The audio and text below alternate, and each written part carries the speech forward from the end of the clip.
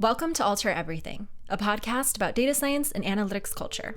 I'm Maddie Johansson, and for today's episode, I got to speak with Dawn Duong and Joella Chua. Dawn is one of our Alteryx aces, and she's a senior director with Alvarez & Marsal in Singapore, doing transaction advisory services. So I've been a user of Alteryx for around 5-6 years and advanced certified. So Alteryx has been something that I found along the way, and I really like that I found it. That's great. Welcome. And Joella, let's jump to you. Joining Dawn is her colleague Joella, who is a senior associate also at Alvarez & Marsal. Dawn has been my mentor, and she's the one who sparked my interest in Alteryx. So initially, I wasn't too sure that I wanted to learn it. But once you get your head in the game, you kind of want to do even more and more challenges and get better at it. So yeah, similar to Dawn, I'm Alteryx Advanced certified. I'm excited to share this conversation with you all because you're going to leave with a ton of tips for how to work efficiently in a team using Alteryx, how to keep your workflows neat and pretty, and how you can set your workflows up to do the talking for you. Let's get started.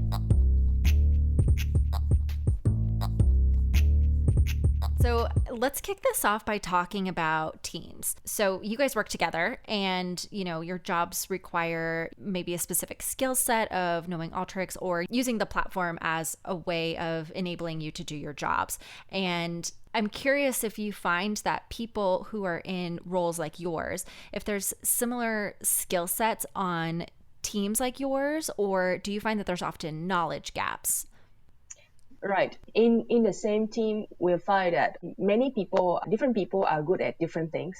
So when I talk about different skill set, it's more around every one of us will have a common foundation. And then everyone will be better at something or not so good at something. But everybody will have the minimum requirement on a certain skill set. This is very important for a team like us because your colleagues or your teammates, our colleagues or our teammates' input will be another colleagues or teammates' output and vice versa. So I wouldn't call it gaps. It's more of knowing that how we fit together as a team and where the strengths are so that we can leverage our combined skill set the right way. As to the second part of your question pertains to knowledge gap. I think what was interesting about diligence and team is nobody will know everything, and a lot of time is actually drawing from experience of the combined team. And when we talk it out, somehow what 1 + 1 is greater than 2. So I would call knowledge gap is more of a function of experience and a function of how we have invested in ourselves in learning about general knowledge, in sector knowledge, macroeconomic knowledge, and overlay that, knowledge to the skill, because skill without knowledge is useless and knowledge without skill is helpless, right? Absolutely. Yeah. So Joella, to add in? In terms of knowledge, people bring different knowledge and skill sets on board, and how as a team, how we kind of align our knowledge would be to set ground rules. For example, Yes.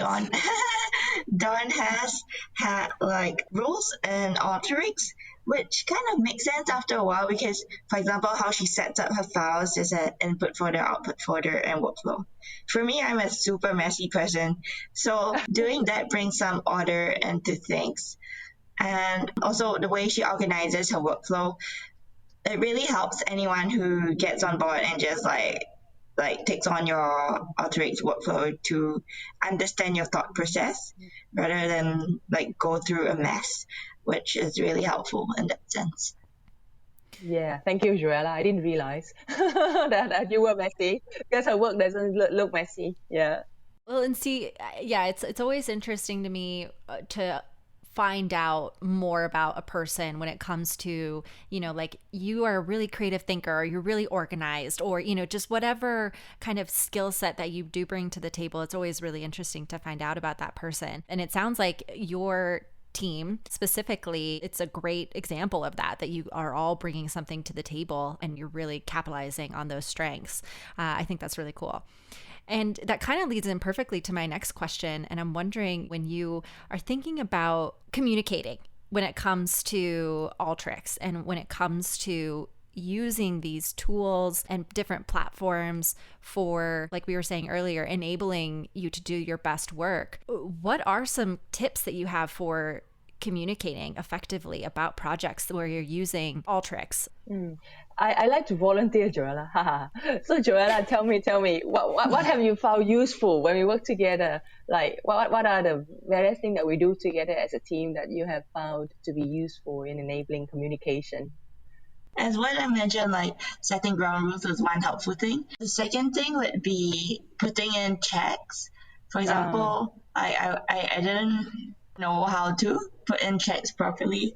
But Don actually took the time and had patience to guide me through on how to put in source checks, or even using like the summary tool to make a summary of like your data that you have already processed and how to use that to as a check and your workflow. That is really helpful because like if you don't know, you just process the data and then you just use it, which is so risky.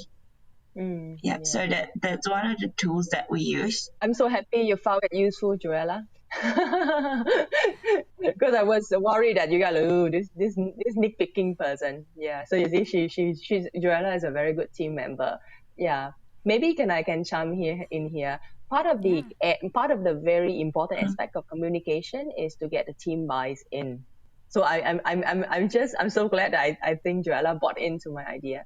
And the idea buy-in is not possible without knowing why we're doing what we're doing. So setting the ground rule, putting in the how behind it, right, is solidly support if we can explain to the team why. Doing that help us together combine. For this case, we work in a team and the data is really, really a lot.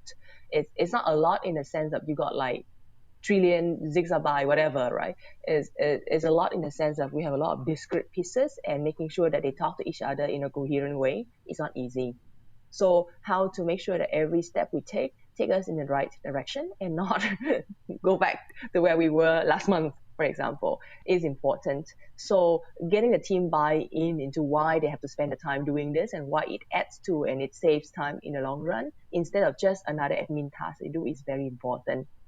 So the context of that will kind of help to put the ground rules, help to put a check, which is the part of the ground rule, I think, in perspective. And one thing I found also useful for me is once we get the team to buy in, make sure that the communication doesn't rely on a single person. Meaning that whoever buy in start becoming the advocate, start becoming the people who take over my role to explain to the next person. Like Joella usually does a very good job of that. So after I explain to let's say Joella and other more senior team member, they will take on the task of guiding and checking, So that's how communication doesn't stop at where it ended, but it continues in the background and we leverage on whatever that was built up.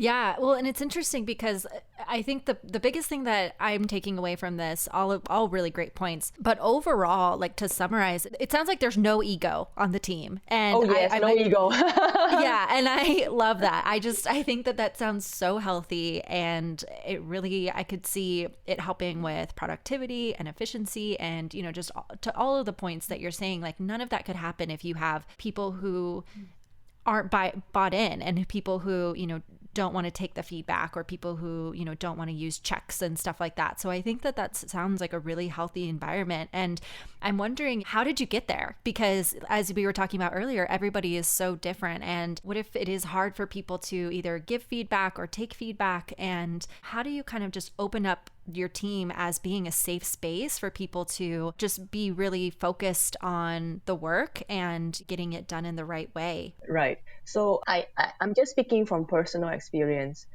To me, I believe in leading by example, meaning that I can't convince people if I don't buy in myself. And when in order for me to buy into my own idea, I need to make sure that it's damn correct. So basically behind every 15 minutes conversation with team, I've already spent 2 hours to check every corners and prepare for every questions that may come up. I think it's okay to do 1 time, 2 times, 3 times, but walking the talk in a consistent manner is very important because trust is not built overnight. And I believe that only when there's consistency, then the team can say that whatever, I try to convince them, this is something I myself have bought in and spent effort. And if they trust me enough as a senior person who got the right experience in place, then it's one round of validation before they actually have to go with it. Somebody have tried it and it work. It's not like I got an idea, let's just do it. Yeah, so I think that's walking the talk and making sure that when I take on the responsibility of convincing my team, I put on appropriate amount of checking and convincing myself to prove that I'm not leading people in the wrong direction. Another aspect I think is very important for communication is people need to be honest. You really be honest and open up. And I feel in everything, being honest and open about it is very important, because it's very tiring to having to second guess what the person is trying to say. And we're talking about communication here, right? Mm-hmm. Yeah. So in my team, there is a rule that it's okay to call out mistake that a more senior member make. In fact, there's a running joke in my team that if I make a mistake and they spot it, they earn a bubble tea reward. Fun. Right. As Dawn mentioned, leading by example. Not only Dawn herself leads by example, and she was the one who inspired me. But for myself, like when you do things, it doesn't matter how senior or junior you are, just doing things with like knowledge that it's okay to make mistakes. That's one thing that makes it a safe environment to learn and really helps everyone's learning as a whole. Yeah, I love when people give me feedback, and I also like giving feedback. I'm getting like a little bit more comfortable with it. I think it's definitely still a work in progress, but it's nice to like have a relationship with somebody or your team and be open to new ideas. I think that's really important. So my last question is, Alteryx is so unique in that anybody can create a workflow, and it might look different than how somebody else would make a workflow, but you're going to get the same result, right? And I think the weekly challenges on Community are such a good example of this, where we have hundreds of people responding to the challenge, but they're all getting the same answer, but every workflow looks different. And when we're talking about communication and working in teams using Alteryx, what are some key things, and I don't know if this is abstract or if you have anything specific, but what are some key things that really help to streamline processes, so that way, as Joella, as you're saying, like your workflows look different than Dawn's, how do you set up your workflows in a way that, let's say that Dawn needs to access Joella's workflow, that she can pick it up and know what's going on without having to like look into Joella's brain? How does the workflow do the talking for you? As I mentioned, setting the ground rules so that everyone can follow your chain of thought in terms of like where the workflow begins, where it ends, and what things are like mandatory in your workflow. For example, checks mandatory. Yeah. So when we talk about communication, and Joella has rightly pointed out, is setting the ground rules. The ground rules are important because people know when they take over someone else's work, what are the things that they definitely can rely on because they know it's there.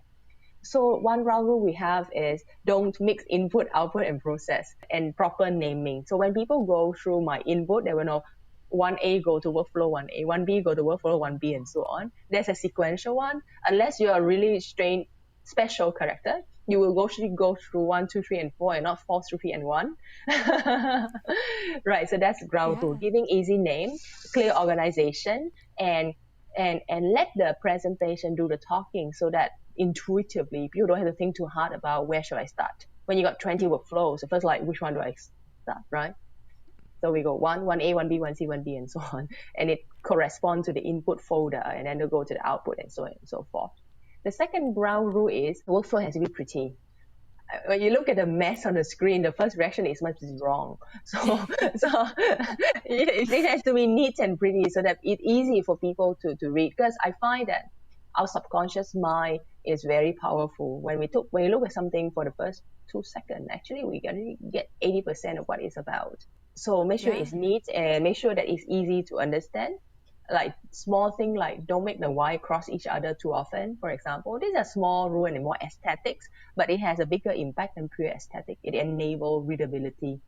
The third ground rules, as Joella alluded to before, is making sure that the person in the team have confidence that you've done the right thing by showing that you have checks. So in our team, we build 3 level of checks. The first check is Does your output make sense?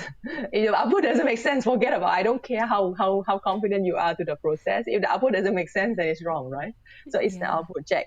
The second check is internally at each of the steps, especially when we have major transformation, we need to put in some check to make sure that numbers still tie. Your cow don't, like when 100 plus 200, it doesn't become 5,000, for example, especially when you do merging of file and the instances and stuff. So there are certain logic checks that we have along the way.